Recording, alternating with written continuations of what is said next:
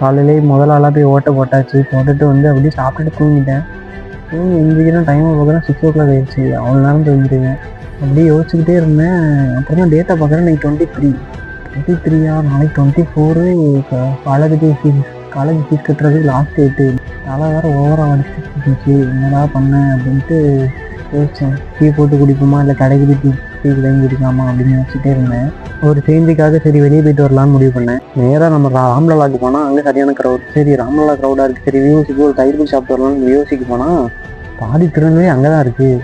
சரியாக போச்சு, என்னடா பண்ணேன் அப்படின்ட்டு இன்னும் தலைவலி கூடிடுச்சு. சரி கடைசியாக ஐயரோன் பார்க்க போனால் அங்கே ஒரு டீ ஸ்டால் இருந்துச்சு. அங்கே போய் ஒரு டீ குடிச்சிட்டு யோசிச்சுக்கிட்டே அப்போ தான் சில விஷயங்கள்லாம் புரிஞ்சுது. நம்மளுக்கு பிடிச்சவங்க நம்ம புரிஞ்சுக்கணும்னு அவசியம் இல்லை. அதே மாதிரி நம்ம புரிஞ்சுக்கிட்ட அளவு அவங்களுக்கு நம்மளை புரிஞ்சுருப்பாங்கன்னு சொல்லி நம்ம எக்ஸ்பெக்ட் பண்ணக்கூடாது. அது வந்து மிகப்பெரிய தப்புன்னு நான் புரிஞ்சுக்கிட்டேன் லைஃப்பில். இந்த அளவுக்கு நான் டவுன்ஃபாலில் இருந்தது இல்லை. சரி டவுன்ஃபாலில் இருக்கும்போது நம்மளுக்கு பிடிச்சவங்க நம்மளை வந்து ஹீல் பண்ணலனாலும் பரவாயில்ல, இன்னும் டவுன்ஃபாலில் தள்ளாதீங்க. அது வந்து அவங்களுக்கு சரியான ஸ்ட்ரெஸ்ஸை உண்டாக்கும். எனக்கும் இன்றைக்கி அப்படி தான் இருந்துச்சு.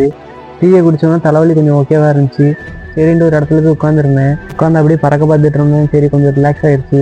சரி வீட்டுக்கு போகலாம், அப்படி போய் தூங்கிடலாம் அப்படின்னு நினச்சா அதுக்குள்ளே தாத்தா ஃபோன் அடிச்சு வரும்போது இட்லி வாங்கிட்டு வா அப்படின்ட்டாரு. சரியாக போச்சு அப்படின்ட்டு இட்லி கடையிட்டேன்னா ஒரு கடை இல்லை. சரி ஒரே ஒரு கடை இருந்துச்சு, அந்த கடையை போவோம் அப்படின்னு போகிறேன். அங்கே சரியான க்ரௌடு. கடைசியாக அப்படி இப்படின்ட்டு இட்லி வாங்கிட்டு வீட்டுக்கு வந்துட்டேன்.